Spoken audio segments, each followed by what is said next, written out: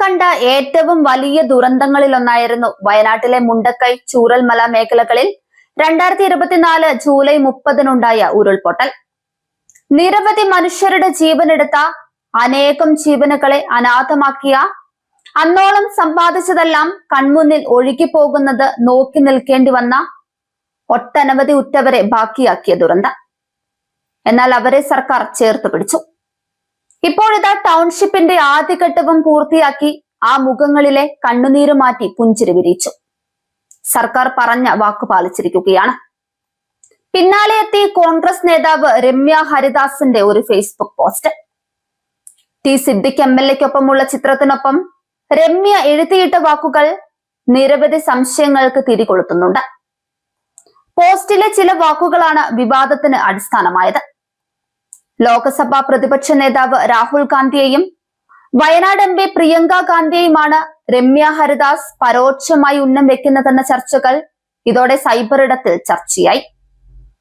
മലവെള്ളപ്പാച്ചിലിൽ ഒറ്റപ്പെട്ടു പോയ ജനതയെ ജീവൻ പണിയും വെച്ചും ചേർത്ത് പിടിച്ച ടി സിദ്ദിഖ് MLA-യെ മുണ്ടക്കൈ ചൂരൽമലക്കാർക്കറിയാം. ടൂറിസ്റ്റുകളായി വയനാട്ടിലെത്തിയ രാഷ്ട്രീയ അടിമകൾക്ക് ആ നാട് അനുഭവിച്ച വേദന അറിയില്ല. ഇതായിരുന്നു കോൺഗ്രസ് നേതാവിന്റെ ഫേസ്ബുക്ക് പോസ്റ്റ്. ഇതിൽ ടൂറിസ്റ്റുകളായി വയനാട്ടിലെത്തിയവർ പ്രിയങ്ക ഗാന്ധിയും രാഹുൽ ഗാന്ധിയുമാണോ എന്നാണ് പലരും കമന്റ് സെക്ഷനുകളിൽ ചോദിച്ചത്. ഇത്തരം ചോദ്യങ്ങൾക്കൊന്നും രമ്യ ഹരിദാസ് മറുപടി കൊടുത്തുമില്ല. അങ്ങനെ ഒരു ചോദ്യം മലയാളി ചോദിച്ചെങ്കിൽ അവരെ കുറ്റം പറയാനുമാകില്ല. അവരെ സംബന്ധിച്ചിടത്തോളം വയനാട്ടിലെ മുൻ MPയും ഇപ്പോഴത്തെ MPയും ടൂറിസ്റ്റുകൾ തന്നെയാണ്. ചില ടൂറിസ്റ്റുകൾ സീസണുകൾ നോക്കിയെങ്കിലും മുടങ്ങാതെ വരാറുണ്ട്. ഇവരുടെ കാര്യത്തിലാണെങ്കിൽ അതുമില്ല.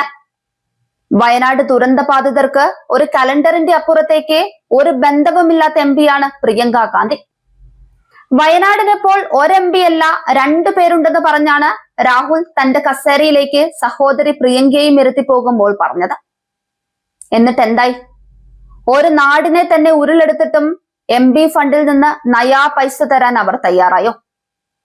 ദുരിതബാധിതരുടെ അതിജീവനത്തിന് യാതൊരുവിധ ഇടപെടലും നടത്താൻ രാഹുലോ പ്രിയങ്കയോ തയ്യാറായില്ല. കേന്ദ്ര സർക്കാർ പുനരധിവാസ പ്രവർത്തനങ്ങൾക്കായി കേരളം ആവശ്യപ്പെട്ട സഹായം ഭീമമായി വെട്ടിക്കുറച്ചപ്പോഴും നാമമാത്ര തുക മാത്രം നൽകിയപ്പോഴും MPയുടെ ഇടപെടൽ പ്രസ്താവനയിൽ മാത്രം ഒതുങ്ങി.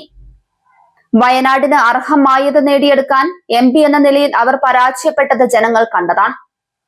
ദുരന്ത ബാധിതർക്ക് 100 വീട് വാഗ്ദാനം ചെയ്ത രാഹുൽ പിന്നീട് ഇക്കാര്യത്തിൽ മിണ്ടിയതായി അറിവില്ല. കർണാടക സർക്കാർ നൽകിയ സഹായധനത്തിന്റെ മേനി പറഞ്ഞു നടക്കാൻ മാത്രമുള്ള ഗതികേടിലേക്ക് കേരളത്തിലെ കോൺഗ്രസ് നേതൃത്വം അതമ്പതിച്ചു. മുണ്ടക്കൈ ചൂരൽമല അതിജീവിത കുടുംബങ്ങൾക്കായുള്ള സർക്കാർ ടൗൺഷിപ്പിന്റെ 1ാം ഘട്ട ഉദ്ഘാടന ചടങ്ങിൽ chief secretary A. Jayathilak T Siddique MLA-യുടെ പേര് പരാമർശിച്ചപ്പോഴും പിന്നീട് അദ്ദേഹം പ്രസംഗിച്ചപ്പോഴും സദസ്സിൽ നിന്ന് നിർത്താതെ കൂക്കിവിളി കേട്ടതാണല്ലോ ഇപ്പോൾ ചർച്ചാ വിഷയം. ആ കൂവൽ വലിയൊരു പ്രതിഷേധമാണ്. ഉരുൾ സർവ്വതും കവർന്ന മനുഷ്യരെ പറഞ്ഞു പറ്റിച്ചതിലുള്ള പ്രതിഷേധം. അവരുടെ കണ്ണുനീര് വീണ പണം കീശയിലാക്കിയതിന്റെ പ്രതിഷേധം. നൽകിയ വാക്കും വാഗ്ദാനങ്ങളും തോന്നും പോലെ മാറ്റി പറഞ്ഞതിലെ പ്രതിഷേധം. പറഞ്ഞ വാക്കിന് ലെവലേശം പോലും വില കൽപ്പിക്കാത്ത ഒരാൾ കൂടിയുണ്ട് കോൺഗ്രസിൽ, OJ ജനീഷ്. കുറച്ചു നാളുകൾക്ക് മുന്നേ യൂത്ത് കോൺഗ്രസ് സംസ്ഥാന അധ്യക്ഷൻ OJ ജനീഷ് പറഞ്ഞ ഒരു വാക്കുണ്ട്. വയനാട് ദുരന്ത ബാധിതർക്കായി യൂത്ത് കോൺഗ്രസ് നൽകുന്ന വീടുകൾ സർക്കാർ കൈമാറുമ്പോൾ തങ്ങളുടെ വീടുകളും ഒപ്പം കൈമാറുമെന്ന്. എന്നാൽ യൂത്ത് കോൺഗ്രസ് സംസ്ഥാന അധ്യക്ഷൻ പറഞ്ഞ കാര്യത്തെ പറ്റി ഇപ്പോൾ അവര് തന്നെ മറന്നെന്നാണ് തോന്നുന്നത്. മറന്നെങ്കിൽ ഇതൊരു ഓർമ്മപ്പെടുത്തലായി കാണണം. കാരണം കേരളത്തിലെ ഇടതുപക്ഷ സർക്കാർ ദുരന്ത ബാധിതർക്ക് നൽകിയ വാക്കു പാലിച്ചു. വയനാട്ടിൽ അത്യാധുനിക രീതിയിലുള്ള മികച്ച ടൗൺഷിപ്പ് നിർമ്മിച്ച് അത് അർഹതപ്പെട്ടവർക്ക് കൈമാറുകയും ചെയ്തു. എന്നാൽ രാഹുൽ മാങ്കൂട്ടത്തിലിന്റെ പിന്മുറക്കാരനായി അവതരിച്ച OJ ജനീഷിന്റെ പൊടി പോലും ഇപ്പോൾ ഇല്ല. പറഞ്ഞത് മറന്നോ ജനീഷെ? വീടെവിടെ എന്നാണ് സമൂഹ മാധ്യമങ്ങളിലടക്കം ഇപ്പോൾ ചോദ്യം ഉയരുന്നത്. വീടിന് വേണ്ടി പിരിച്ച തുകയുടെ കണക്ക് പോലും വെക്കാൻ കഴിയാത്തവരാണ് യൂത്ത് കോൺഗ്രസ്. മാധ്യമങ്ങളും ജനങ്ങളും നിരന്തരം ചോദിച്ചിട്ടും ഇതിനു മറുപടി പറയാൻ ഇതുവരെയും അവർക്ക് കഴിഞ്ഞിട്ടുമില്ല.